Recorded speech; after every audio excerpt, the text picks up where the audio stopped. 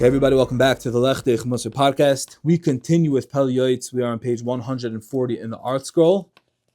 We are on day 60 of Hachzik. We are wrapping up the Inyan of Eretz Yisrael. So now we're going to address why someone should seek to live in Eretz Yisrael. What's so chash about it? What's the big deal? So we're talking all about Eretz Yisrael and about supporting people in Eretz Yisrael and relocating your parents to Eretz Yisrael, and the minhag of people even raising to help other people, communities. So what's it all about? What's the point? Says the Pele Yoeitz, it's letika nefesh, to refine one's soul. So one's spirit will return to Hashem.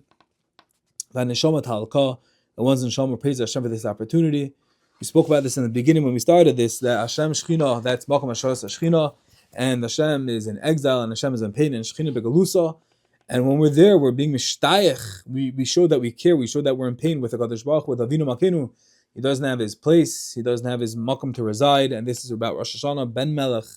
Hashem is the king. Hashem doesn't have his makom, his place, his palace. And we should be in pain with him. And when we live there, then it's tikkun and nefesh, because we're showing Hashem at the highest level that we care, that we want to be in pain with you. For the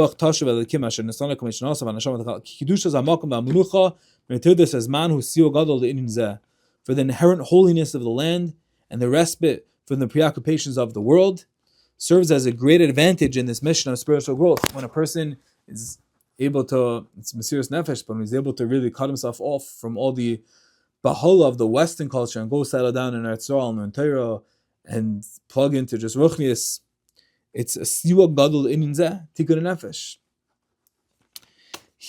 And of course, always, no one should run, speak to your, this is just the ideas over here, and it's not so pasha, and this is just the concepts, and objectively how givaldik Eretz is, but of course, there's a reason why thousands and thousands, if not millions of from Yidden are on this side of the ocean, because it's not so simple. But again, just to hear the musagim are so important. A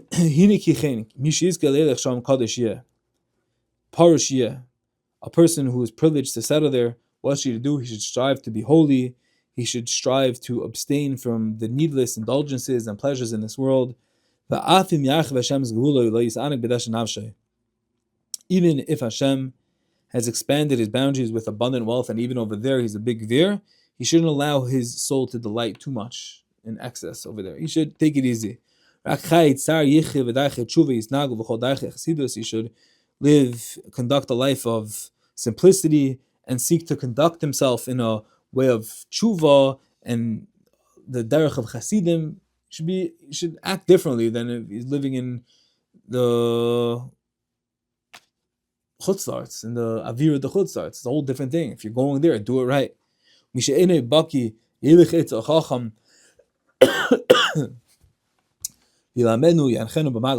one who is not familiar with these subjects, he should go to a wise person to teach him the path of the righteous and how to live in Eretz Yisrael. And he should envelop himself completely in righteousness. He should go there and do it right. And if he doesn't know how to do it, learn how to do it right. It's a malacha in itself of learning how to live in Eretz Yisrael. His connection to the physical will decrease, and this will improve him, and he will escape from the base desires of his body and refine his soul. He should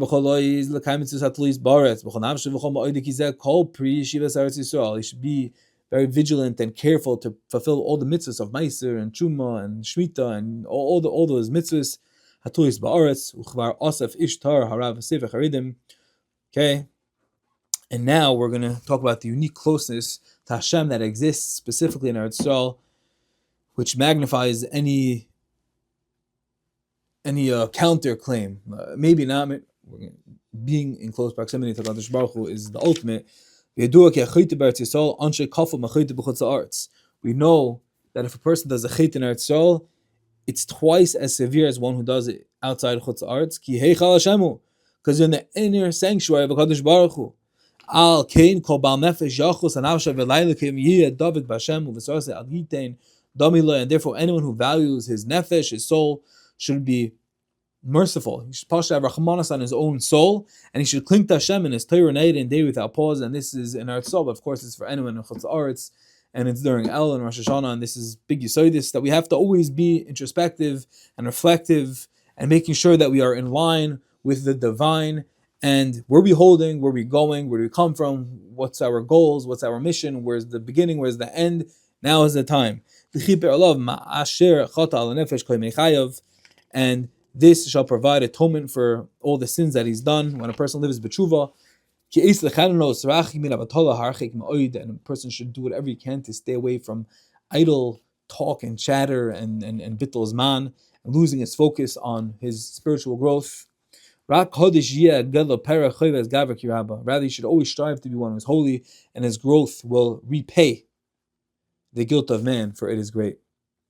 And now we wrap up the entire sugya, the entire inyan over here, the entire topic of Eretz Yisrael, and this is how it goes. Haklalhu Yom Kippurim Mamish.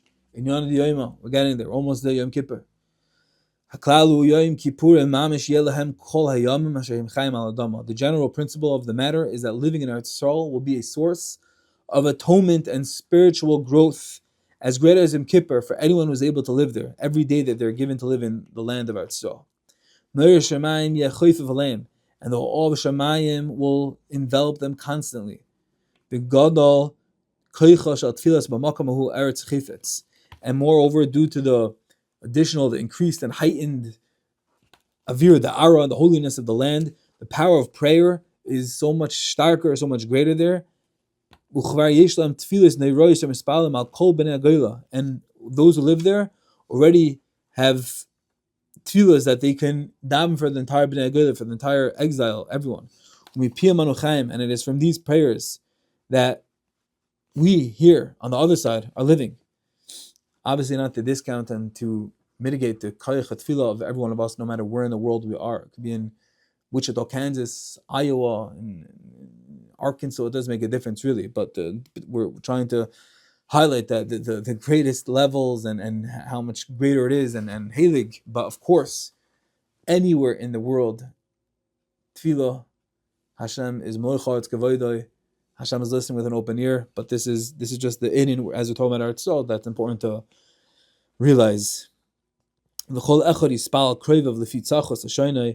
person who lives in Eretz Yisrael, he should daven for his relatives, because the koyach tefillah is so strong and potent over there. And especially while one is there, he should daven and pray for the rebuilding of the Beis Hamikdash and for the gathering of exiles from Arba Kanfas Haaretz, Kabis in the Chinim Arba Kanfas Haaretz, Amen. And that Hashem should redeem us with a complete redemption speedily in our days. The Pele says, I put a tefillah about this. A